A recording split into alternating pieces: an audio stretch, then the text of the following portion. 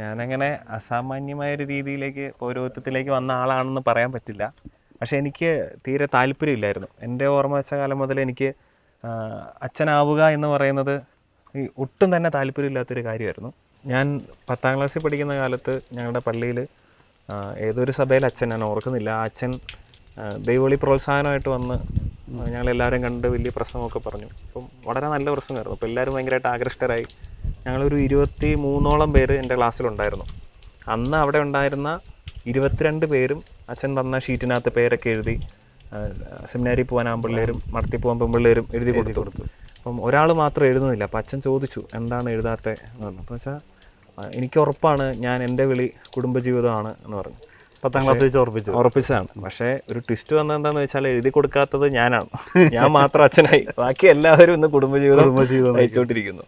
ദൈവത്തിൻ്റെ ഒരു തെരഞ്ഞെടുപ്പാണ്. പക്ഷേ 10ാം ക്ലാസ് വരെ എനിക്ക് താല്പര്യമില്ലായിരുന്നു. ഞാൻ +1 പഠിക്കുന്ന കാലത്താണ് 10ാം ക്ലാസ് വെച്ച് കുടുംബജീവിതം തീരുമാനിച്ചിരുന്നു. ഞാൻ അതുവരെ ഉറപ്പിച്ചിരുന്ന കാര്യമാണ് എനിക്ക് ദൈവവിളിയില്ല, ഞാൻ അച്ഛനാകാൻ പോകുന്നില്ല, എനിക്ക് താല്പര്യമില്ല. പക്ഷേ ഞാൻ +1 പഠിക്കുന്ന സമയത്ത് ഞങ്ങളുടെ ഒരു കൂട്ടുകാരൻ, എൻ്റെ തൊട്ട് സീനിയർ ആയിരുന്ന ഒരു +2 പക്ഷേ ഞങ്ങളെല്ലാവരും വളരെ കൂട്ടുകാർ ഒരുമിച്ച് നടന്നതാണ്. അപ്പം അവന് സെമിനാരിൽ പോകാൻ ഭയങ്കര താല്പര്യം. അപ്പം +2 പരീക്ഷയൊക്കെ കഴിഞ്ഞിരിക്കുന്ന സമയമാണ്, റിസൾട്ടൊക്കെ വരാൻ സമയമായി. അപ്പം ഡിസിഷൻ എടുക്കണം. അപ്പോൾ അവന് കൂട്ടുകൂടിയായിട്ട് ഞങ്ങൾ 2-3 പേര് പോകാൻ തീരുമാനിച്ചു. ഞങ്ങൾ ധ്യാനത്തിന് പോയി. ധ്യാനത്തിൽ ചെന്ന സമയത്ത് അവിടെ പ്രാർത്ഥനയും കൗൺസിലിങ്ങിൻ്റെ ഒക്കെ സമയത്ത് അതുവരെ എന്നോട് ആര് സെമിനാരിൽ പോകണമെന്ന് പറഞ്ഞാലും എനിക്ക് പെട്ടെന്ന് ദേഷ്യമാണ് വരുന്നത്. പക്ഷെ അന്ന് ആ കൗൺസിലിങ്ങിന് വന്ന ആൾ എന്നോട് ആദ്യമായിട്ട് പറഞ്ഞു, മോനെ അച്ഛൻ സെമിനാരിലോട്ട് പോകാൻ വേണ്ടിയിട്ട് അങ്ങനെ ദൈവം ആഗ്രഹിക്കുന്നുണ്ടെന്ന് പറഞ്ഞു.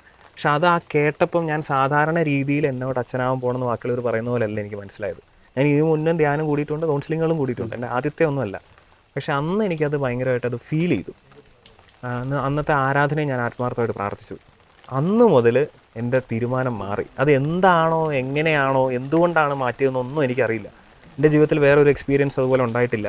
അപ്പോൾ അന്ന് ആ ഒരു +1 ആ ധ്യാനത്തിൽ വെച്ചൊരു വൈദികൻ്റെ ചോദ്യമായിരുന്നു അച്ഛനെ ഒരു ടേണിംഗ് പോയിന്റ് അല്ലേ? അതുവരെ കുടുംബജീവിതം ആഗ്രഹിച്ചിരുന്ന ബോബി എന്ന ചെറുപ്പക്കാരന് അല്ലെങ്കിൽ +1 വിദ്യാർത്ഥിക്ക് ഇത് വൈദികനാകണമെന്ന് ആഗ്രഹം ഉദിച്ചത് അവിടെ നിന്നാണ്. അതെ. അതുവരെ ആയിരുന്നു അതുവരെ ഞാൻ കേട്ടോണ്ടിരുന്ന അച്ഛനാവണമെന്ന് ഒരാളെന്നോട് പറയുമ്പം എനിക്കുണ്ടായിരുന്ന ആ ഒരു ഫീലിംഗ് അല്ല അന്ന് ആ അച്ഛൻ ഇങ്ങനെ ദൈവം ആഗ്രഹിക്കുന്നു, നിൻ്റെ താല്പര്യം എന്താണ് എന്നുള്ള ആ ചോദ്യത്തിൽ എനിക്ക് വന്നത്. ചിലപ്പോൾ അച്ഛനിലൂടെ ചോദിച്ചത് ദൈവം തന്നെ ആയിരിക്കാം. ചിലപ്പോൾ ചിലർക്ക് ഓരോ മൂമെൻറ്റ്സ് ഉണ്ടല്ലോ. എൻ്റെ ദൈവങ്ങളുടെ മൂമെൻ്റായിട്ട് ഞാൻ കാണുന്നത് അതാണ്. കാരണം എൻ്റെ മനസ്സിനെ ഞാനല്ലായിരുന്നു ആ സമയത്ത് കൺട്രോൾ ചെയ്തുകൊണ്ടിരുന്നത് എനിക്ക് തോന്നിയിട്ടുണ്ട്. പക്ഷെ പിന്നീട് ആ ചോദ്യത്തിൻ്റെ അന്ന് മുതൽ പിന്നെ ഇങ്ങോട്ട് എപ്പോഴും അന്ന് അവിടെ വെച്ച് തീരുമാനം എടുത്തായിരുന്നു, ധ്യാന കേന്ദ്രത്തിൽ വെച്ച് തീരുമാനം എടുത്തു, ഞാൻ വൈദികനാകുമെന്ന് തീരുമാനിച്ചു. ആ സെക്കൻഡിൽ തന്നെ എനിക്ക് തീരുമാനിച്ചു. അത് കഴിഞ്ഞ് ആ ഒരു ആരാധനയോടുകൂടി ഞാനത് ഫിക്സ് ചെയ്തു, അച്ഛനാവണം. പിന്നെ ഞാൻ എല്ലാവരോടും അതങ്ങനെ തന്നെയായിരുന്നു പറഞ്ഞുകൊണ്ടിരുന്നത്. അങ്ങനെ തന്നെയായിരുന്നു പറഞ്ഞു. വീട്ടുകാർക്ക് ഒരു അത്ഭുതമായിരുന്നു. കാരണം അവൻ സെമിനാരി പോകണമെന്ന് കേൾക്കുമ്പോഴേ ദേഷ്യമുള്ളവൻ തിരിച്ചു വന്നപ്പോൾ പിന്നെ ധ്യാനം കഴിഞ്ഞാൽ പിന്നെ സെമിനാരി കുട്ടികൾക്കുള്ള ധ്യാനമായിരുന്നു അല്ല, അത് മുതിർന്നവർക്കുള്ള ധ്യാനം തന്നെയായിരുന്നു ഞങ്ങൾ കൂടിയത്. പക്ഷെ ഞങ്ങൾ ഞാൻ +1 പഠിക്കുന്നു, അവർ +2 പഠിക്കുന്നു. ഞാൻ ചേരുന്നത് 2013-ലാണ്, +2 കഴിഞ്ഞതിന് ശേഷം. അന്ന് 28 പേരാണ് ബാച്ചിലുണ്ടായിരുന്നത്. ഓക്കെ. പക്ഷേ കാലക്രമേണ മുന്നോട്ട് പോയപ്പോൾ എൻ്റെ കൂടെ ഉണ്ടായിരുന്ന 27 പേരും അവരവരുടെ വഴികളിൽ അവർ തിരിച്ചുപോയി. ഞാൻ പിന്നെ 28 ആ ബാച്ചിൽ ഞാൻ മാത്രമാണ് വൈദികനായിട്ട് വരുന്നത്. പക്ഷേ പിന്നീട് എൻ്റെ പുറകെ വന്ന ഒരാൾ എന്നോട് കൂട്ടത്തിൽ ചേർന്ന് എന്ന് പറഞ്ഞാൽ അവർ പുറത്ത്, ഞങ്ങൾ ഡിഗ്രി കമ്പൽസറി ആയ സമയത്താണ് ഞാനിവിടെ സെമിനാരി പഠിക്കാൻ വരുന്നത്. അന്ന് ഞാൻ ഡിഗ്രിക്ക് പോയി, അവനെ കേരളത്തിന് പുറത്തുള്ളൊരു സെമിനാരി വിട്ടതുകൊണ്ട് ഞാൻ 5 കൊല്ലം കൊണ്ട് തീർത്ത്, 3 കൊല്ലം കൊണ്ട് തീർത്ത് ഞങ്ങളുടെ ഒപ്പം കൂടി. അതുകൊണ്ട് എനിക്കൊരു ബാച്ചുകാരനെ കൂടെ കിട്ടി. അങ്ങനെ ഞങ്ങൾ 2 പേരാണ് കഴിഞ്ഞ ഡിസംബറിൽ വൈദികരായത്. അല്ലായിരുന്നെങ്കിൽ ഞാൻ 2013 വർഷം ഞാൻ ഒറ്റയ്ക്കായി പോയാണ്. അച്ഛൻ ഇപ്പം ഈ പറഞ്ഞതും കൂടി കേട്ടപ്പോൾ ഇപ്പം അച്ഛൻ ആദ്യം നമ്മൾ ഇൻട്രോയിൽ പറഞ്ഞിരുന്നു എൻ്റെ ദൈവവിളിയിൽ പ്രത്യേകിച്ച് സാഹസികമായിട്ടൊന്നുമില്ല എന്ന് അച്ഛൻ പറഞ്ഞിരുന്നു.